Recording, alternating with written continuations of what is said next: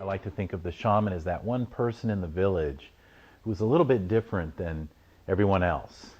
You know, they could see things, figure things out, get ideas, get, dialogue with nature, get information even from perhaps the non-physical worlds, and use that to improve the quality of life of the village.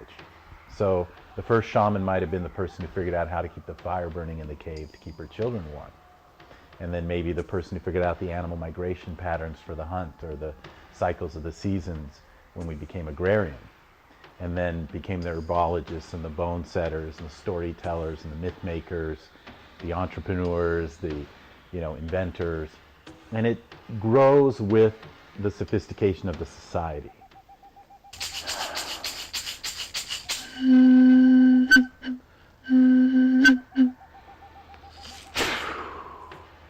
To the winds of the south, Sachamama Hatunamaru, great serpent, mother of the waters, the rivers, the roads that bring us together. Come to us, Mother, hold us in this healing space. Wrap your coils of light around us and help us to shed the energies of the past, the old stories, the way you shed your skin, which is all at once, right here, right now, so that we can walk in beauty, in wholeness, in our power, gently on ourselves, gently on the earth. Be with us, Mother. Ho! To the winds of the east, Hatun Kuntur, great condor, Apuchin, Anka, eagle.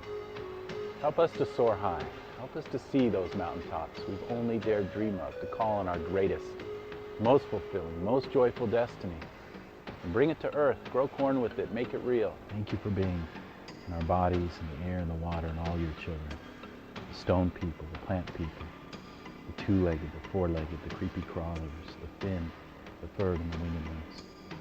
All our relations that not only feed us and bring us beauty and joy, but help us to embody their characteristics and instincts when we need them.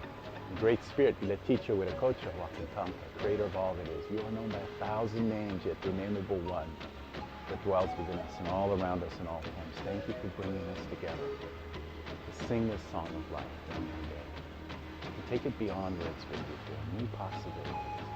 Thank you for all those you've brought to us to help us and show us our potential. Oh.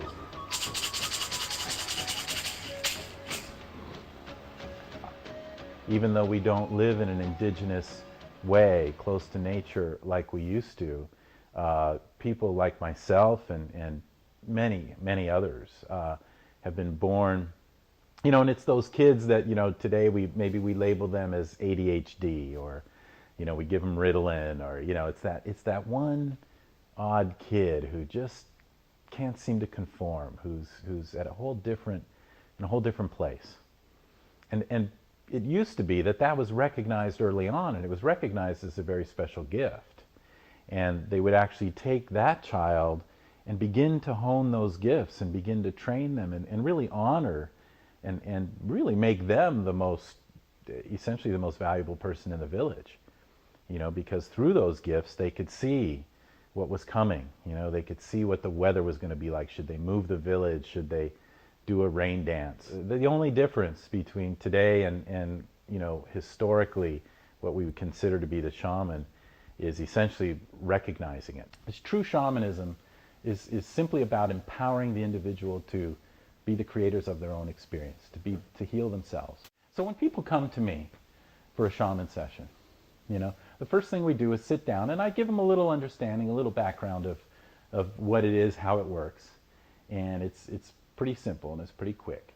And then we talk about what it is, what's going on in their life that if they could change, they would. What would be better? What would be more ideal around their health, their relationships, their work situation, their resources? And in that part of the dialogue, I'm able to track and actually help them understand what's at really the core of it. They may see it one way, but through our dialogue, they end up seeing in a much clearer way the core experience behind what it is that they're wanting to change, the core experience they prefer to have. And that's very insightful in and of itself. That's amazing to people, to have a clearer understanding of what they really want in life. And I've spent the last 28 years of my life studying all over the world, different indigenous shamanic traditions, different spiritual traditions, religions, healing modalities, virtually everything I could get my hands on. And for the 20 years before that, I'd had my own interesting experiences as a child, including near-death experiences where I was looking down at my physical body, wondering who that was, because I still felt like me, and I thought that was me. So I gained a kind of immediate and experiential knowledge of the physical and the non-physical worlds. When I'm working with a client in session, you know, I'm seeing they may be working on version 30 in this lifetime of a particular issue, be it betrayal or loss or abandonment, either the victim side or the perpetrator side, one way or the other. And I'm able to see back in time to all the previous versions. And in fact, as I'm doing the work to help clear it, I see it like it's a movie in my head. So a big part of the work is to not only be able to clear that and actually go back and change that story, at least change how the person perceives it so that it's no longer still influencing them, but to help them understand it. You know, there's even that part of it. And how much relief that can bring people. So what's been really interesting to me is that over the last, 15 years that I've been involved in doing this work as a shaman, I've been seeing people coming in from all walks of life. I mean, from, CEOs to people who've studied practice and involved in spiritual traditions and religions. It doesn't matter anymore. People are really looking to make changes in their life. And they're finding that the old ways of doing it just aren't, they're falling short. They get how this works, and then we sit down and we do the work, and it's literally changing their lives. The core of what's going on and what's causing that experience on this deeper level, be it something that happened in a past life or ancestral influence, and just change it. We don't even need to understand it. We don't even need to explain it because it's below that level.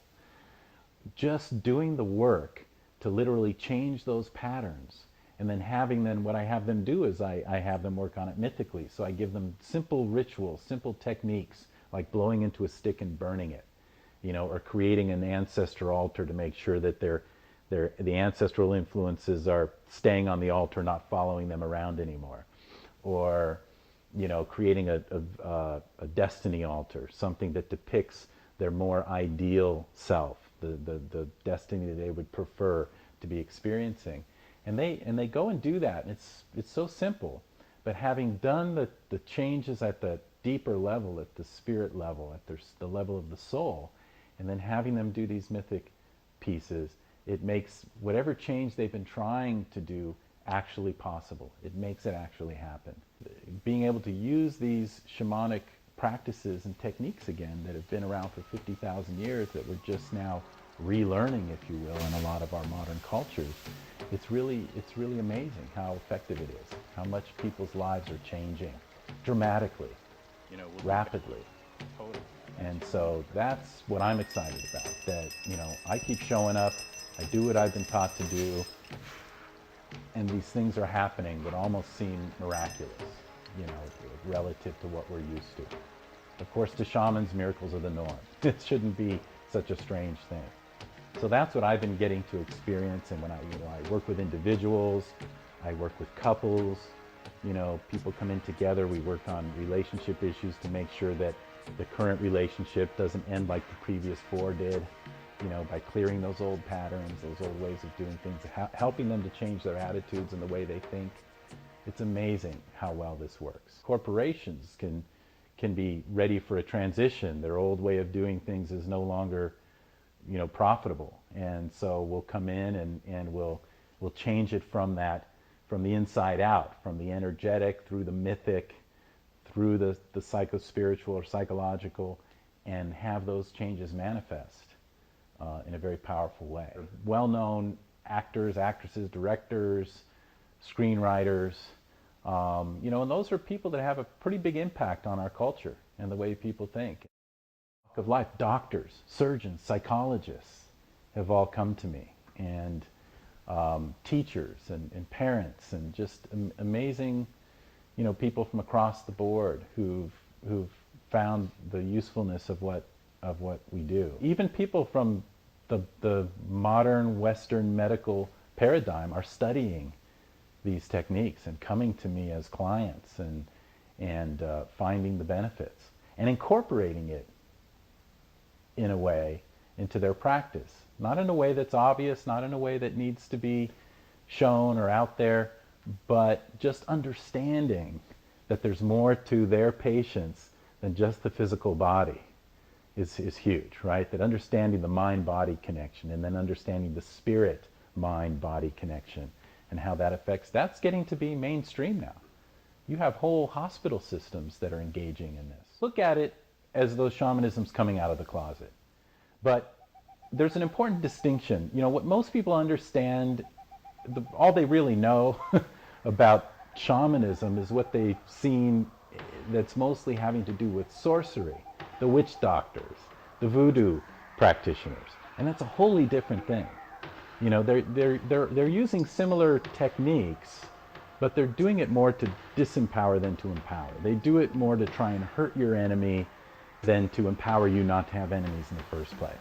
And that's a huge difference.